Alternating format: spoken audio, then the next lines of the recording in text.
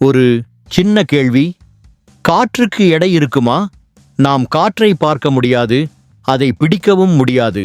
அப்படி இருக்க அதற்கு எடை இருக்கிறது என்று சொன்னால் நம்புவீர்களா?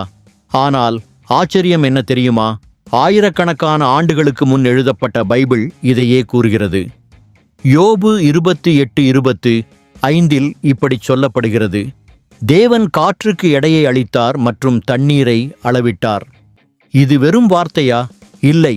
இன்றைய விஞ்ஞானம் என்ன சொல்கிறது தெரியுமா? காற்றுக்கும் உண்மையில் எடை இருக்கிறது. அதனால்தான் வளிமண்டல அழுத்தம், ஏர் பிரஷர் உருவாகிறது. நாம் இப்போது பூமியில் நிற்கும்போது கூட முழு வளிமண்டலத்தின் எடை நம்மை அழுத்திக்கொண்டே இருக்கிறது. 1000 ஆண்டுகளுக்கு முன் எழுதப்பட்ட பைபிள் இந்த உண்மையை எப்படி தெரிந்தது?